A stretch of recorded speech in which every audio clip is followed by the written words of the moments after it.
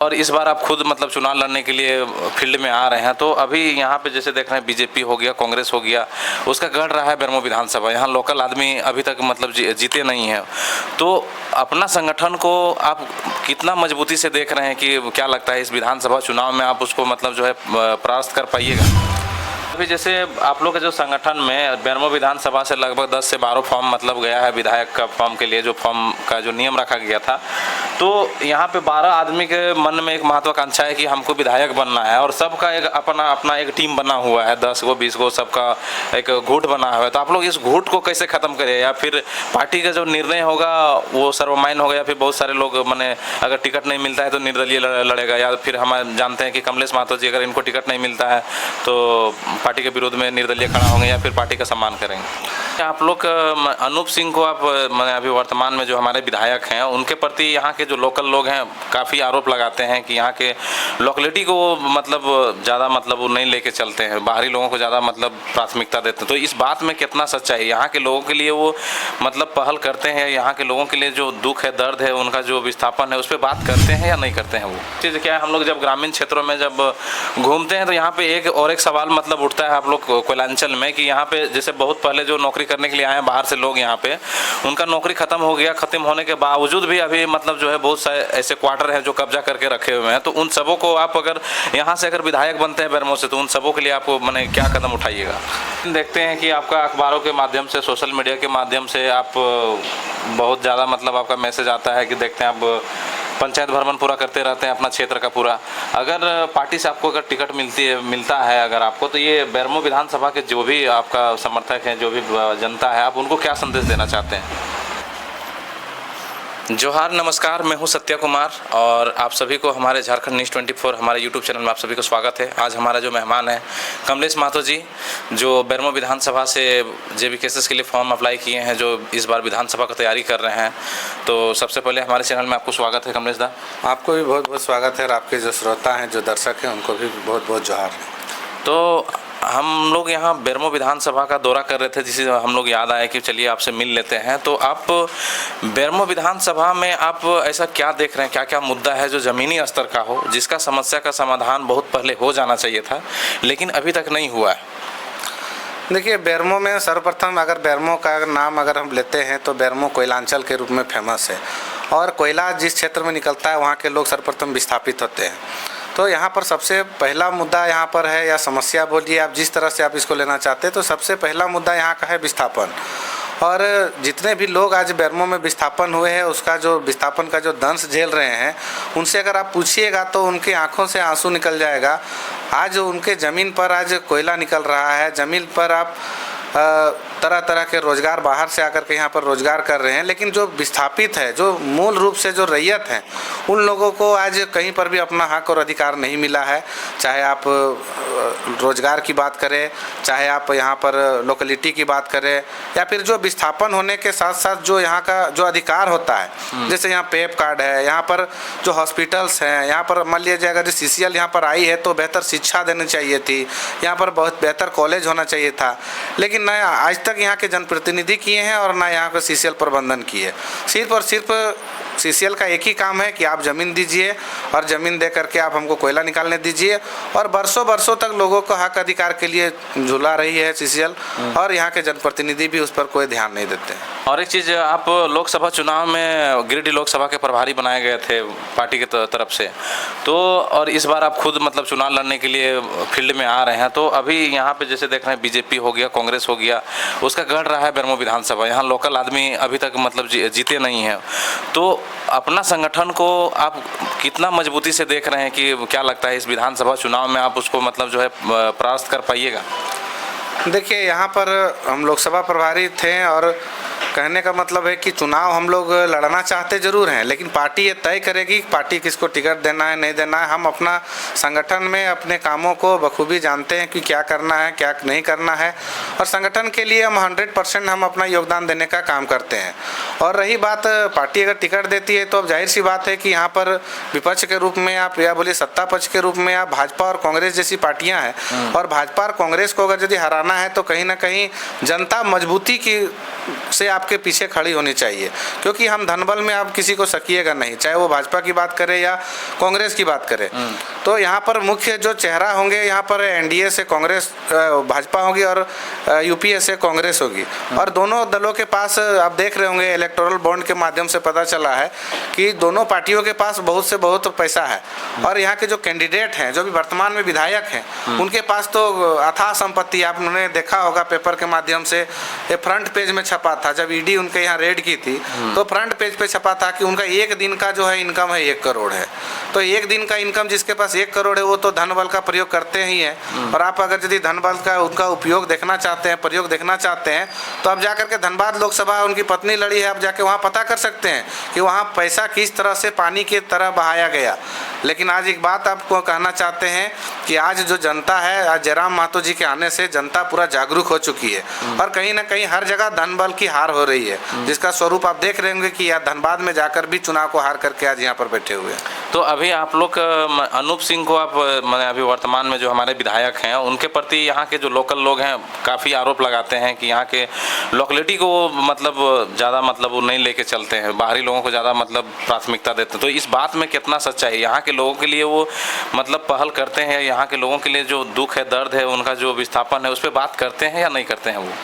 नहीं, देखिए, अगर यदि विस्थापन की बात करते हैं तो उनके पिता लगभग 25 वर्षों तक यहाँ पर राज किए हैं, 25 वर्षों तक विधायक रहे हैं, 2 टर्म, एक बार बिहार में, एक बार झारखंड में मंत्री के रूप में यहाँ पर काम किए हैं।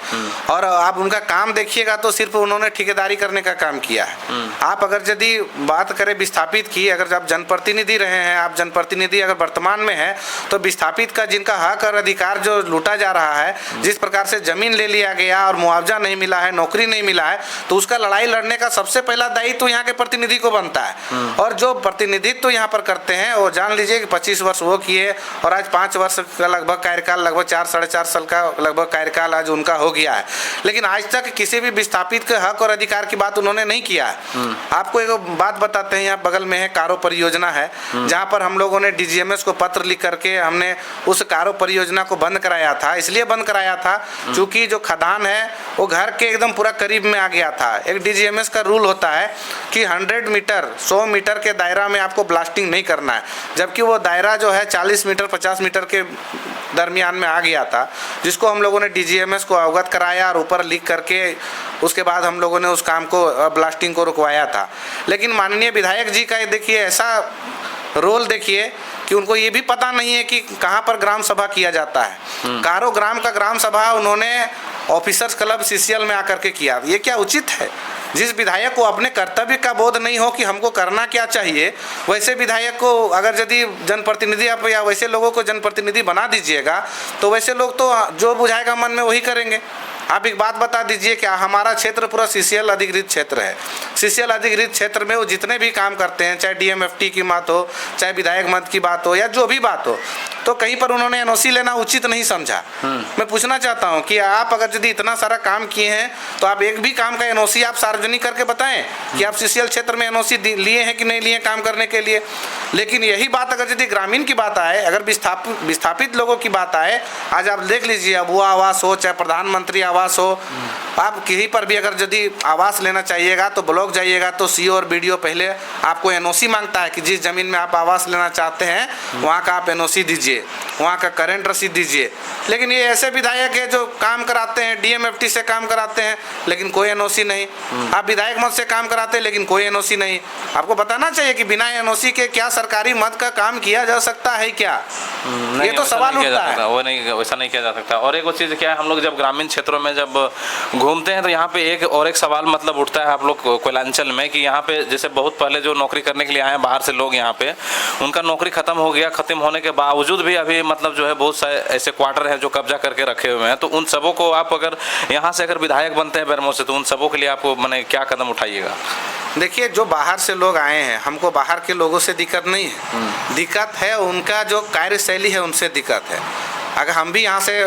हम भी अपना बीटेक करते थे, हम भी बेंगलोर में रहते थे, तो बेंगलोर में रहने का बात है कि हम वहाँ पर जब भी रहते थे तो रेंट दे करके रहते थे। ऐसा नहीं है कि कोई ज़मीन खाली है तो वहाँ जा करके कब्जा करके घर बना करके हम वहाँ रहने लगे। तो जो भी लोग यहाँ पर आए हैं, रोजी रोजगार के लिए आए हैं या फिर नौकरी करने के लिए आए हैं, तो जब तक वो नौकरी किए ठीक है, नौकरी करने के बाद उनको स्वतः क्वार्टर को खाली करके चला जाना चाहिए। या फिर अगर यदि वो यहाँ पर रहना चाहते हैं और अदर कोई मायने में अगर रोजी रोजगार करना चाहते हैं तो उनको किन्हीं के यहाँ रेंट दे करके रहना चाहिए, न कि कहीं ज़मीन पर कब्जा करके उसको रहना चाहिए। नहीं, अब यहाँ तो आपका जो लोकल अभी वर्तमान जो विधायक हैं वो विधायक तो उनको कोऑपरेट करते हैं, मतलब ये सुनने में आता है यहाँ के लोगों को, नहीं विधायक जो सबको पूरा कोऑपरेट करते हैं। नहीं, देखिए यहाँ का विधायक शुरू से मनसा रहा है कि वो अपना वोट बैंक बना के रखें। तो वोट बैंक आप जान लीजिए कि सबसे पहले उनको जो लोग कोऑपरेट करते हैं वो कौन लोग हैं। तो वो बाकी के जो जितने भी जगह पर जहाँ कब्जा करके लोग बैठे हुए हैं वो कब्जाधारी लोगों को वो वोट बैंक के रूप में इस्तेमाल करते हैं। आप पता कर लीजिए, यहाँ पर जब चुनाव होता है तो वैसे समय में यहाँ के विधायक क्या करते हैं कि जो बाहर से जो लोग हैं, हमारे लोगों को तो छोड़ दीजिए, जो बाहर से लोग जो यहाँ पर अवैध रूप से जो रह रहे हैं उनको जो सीसीएल जो लाइन दी है, जो ट्रांसफार्मर दी है, उस ट्रांसफार्मर को उतार देने का काम करते हैं और कहते हैं कि अगर हमको वोट नहीं दिए तो आपके यहाँ सीसीएल का बिजली का लाइन नहीं चलेगा। तो वैसे करके खुला चुनौती दिया जाता है। खुला चुनौती नहीं है, वो अपने ही लोगों को वो धमकी दे करके उनका वोट लेते हैं। अच्छा, दूसरे लोगों की तो बात छोड़ दीजिए। और दूसरे लोगों का वोट तो जानते हैं कि जिस तरह से धनबल यहाँ हावी है, वो पैसा दे करके एक बूथ में 1-1 लाख 1.5 लाख लोगों को दे करके वो अपना वोट को अपनी ओर कब्जा करने के प्रयास करते हैं। और एक चीज़ अभी जैसे आप लोग के जो संगठन में बेरमो विधानसभा से लगभग 10 से 12 फॉर्म मतलब गया है विधायक का फॉर्म के लिए, जो फॉर्म का जो नियम रखा गया था, तो यहाँ पे 12 आदमी के मन में एक महत्वाकांक्षा है कि हमको विधायक बनना है और सबका एक अपना एक टीम बना हुआ है, 10 को 20 को सबका एक गुट बना हुआ है। तो आप लोग इस गुट को कैसे खत्म करें, या फिर पार्टी का जो निर्णय होगा वो सर्वमान्य होगा, या फिर बहुत सारे लोग मैंने अगर टिकट नहीं मिलता है तो निर्दलीय लड़ेगा, या फिर हम जानते हैं कि कमलेश महतो जी अगर इनको टिकट नहीं मिलता है तो पार्टी के विरोध में निर्दलीय खड़ा होंगे या फिर पार्टी का सम्मान करेंगे? नहीं, देखिए ऐसी कोई गुटबाजी की बात नहीं है। अगर कोई भी व्यक्ति अगर राजनीति में आए हैं और राजनीतिक रूप से समाज में अपना समय दे रहे हैं और सामाजिक जो समस्याओं हैं उसका समाधान कर रहे हैं, अगर पार्टी संगठन से जुड़े हैं और पार्टी संगठन का काम कर रहे हैं, तो उनको यह अपेक्षा है कि वो उस पार्टी से चुनाव लड़े। और ऐसा होना भी चाहिए, इसलिए होना चाहिए कि अगर कोई भी पार्टी के कार्यकर्ता जो है मेहनत किए हैं तो किसी भी पार्टी में पार्टी के कार्यकर्ता ही चुनाव लड़ते हैं। आज देख लीजिए इतनी बड़ी बड़ी पार्टियां हैं, चाहे कांग्रेस हो चाहे बीजेपी हो, तो आज देख लीजिए आप जो संगठन जो होता है, संगठन जिनको तय करता है, जिन कार्यकर्ताओं को चुनाव लड़ाने के लिए आगे करता है, उनको संगठन एक्सेप्ट करती है, उनको अपनी ओर आकर्षित करती है और साथ ही साथ उनका साथ भी देती है। और रही बात गुटबाजी की, तो ऐसी कोई बात नहीं है। हमारे बेरमो विधानसभा क्षेत्र में खास करके मैं बता देना चाहता हूं कि हमारे क्षेत्र में कोई गुटबाजी नहीं है, लेकिन सबको अपना अपना आकांक्षा है कि वो भी चुनाव लड़ सकते हैं। उन्होंने अपनी दावेदारी पेश की है। अब पार्टी को निर्णय लेना है कि हमारे लिए बेहतर उम्मीदवार कौन होगा, पार्टी को कौन सीट जिता करके देगा। और वैसे उम्मीदवार को जब टिकट मिलेगा जिन्होंने संगठन में समय दिया है, संगठन का काम किया है, जनता के समस्याओं को सही पटल पर रखा है, उसका समाधान किया है, अगर वैसे लोगों को टिकट मिलता है तो डेफिनेटली लोग एक साथ आकर के चुनाव में पार्टी को भी मदद करेंगे और कैंडिडेट को भी मदद करेंगे। नहीं, हम लोग आए दिन देखते हैं कि आपका अखबारों के माध्यम से, सोशल मीडिया के माध्यम से आप बहुत ज़्यादा मतलब आपका मैसेज आता है कि देखते हैं आप पंचायत भ्रमण पूरा करते रहते हैं अपना क्षेत्र का पूरा। अगर पार्टी से आपको अगर टिकट मिलता है अगर आपको, तो ये बेरमो विधानसभा के जो भी आपका समर्थक हैं, जो भी जनता है, आप उनको क्या संदेश देना चाहते हैं? देखिए, पार्टी किसी को भी टिकट दे, मैं जनता से भी और संगठन के लोगों से भी यही अपील करूंगा कि अगर यदि झारखंड के परिदृश्य में झारखंड की राजनीति और झारखंड के जो मूलभूत समस्याओं का अगर यदि आप समाधान चाहते हैं तो जेल केएम जो अभी हमारे जो जयराम महतो के नेतृत्व में जिस पार्टी का निर्माण हुआ है उनको अधिक से अधिक सीटों से जिता करके उनको भेजना होगा। अगर यदि आप जिता करके नहीं भेजते हैं और आप चाहते हैं कि स्थानीय नीति, नियोजन नीति जैसे मुद्दों को अगर यदि आप समाधान करना चाहते हैं तो वैसे मुद्दों को समाधान करने के लिए आपको अधिक से अधिक विधायकों को जिता करके उनके पक्ष में भेजना पड़ेगा। क्योंकि अगर यदि आपकी बातों को अगर यदि कोई मुखरता से अगर यदि कोई रख रहा है तो हमारे पार्टी के जो केंद्रीय अध्यक्ष हैं वो रख रहे हैं, तो जाहिर सी बात है कि अगर यदि आप उनको अगर यदि मजबूती के साथ अगर विधानसभा में नहीं भेजते हैं, अगर मेजोरिटी के साथ नहीं भेजते हैं, तो वही मुद्दे क्या होंगे कि छलने वाले टाइप में हो जाएंगे, क्योंकि हमारा कोई वहाँ सुनने वाला नहीं होगा। आज एग्जाम्पल के तौर पर देख लीजिए कि लोकसभा में वैसे सांसद जो 1-2 लोग जीत करके गए हैं, 1-2 पार्टी से जीत करके गए हैं, वैसे लोगों को सूद लेने वाला कोई नहीं है। आज यहाँ पर स्थानीय नीति बन जाती है, यहाँ पर नियोजन नीति बन जाती है, लेकिन बनता है किसके पक्ष में आपको पता होगा। तो हम ये कहना चाहते हैं कि जनता से भी अपील करेंगे और संगठन के लोगों से भी अपील करेंगे कि जो भी कैंडिडेट के रूप में आए उनको एकदम 100% अपना योगदान दे करके उनको चुनाव जीत करके विधानसभा भेजने का काम करें। ऐसा नहीं है कि पार्टी के कार्यकर्ता अगर यदि चुनाव नहीं लड़ेंगे तो उनका मान सम्मान नहीं है, उनका सभी जगह उतना ही महत्वपूर्ण है, वैल्यू है। आप कहीं पर भी लेकर के जाइए, पार्टी के जो भी लोग हैं वो लोग लगातार मेहनत करके आज दिखा दिए हैं। लोकसभा में जो 3.5 लाख के करीब वोट आया है, तो कहीं ना कहीं पार्टी संगठन और जो संगठन में काम कर रहे हैं उन लोगों का देन है, उनका मेहनत का देन है, तभी आज इस मुकाम पर आज जेल के हम आज पहुंच पाई है।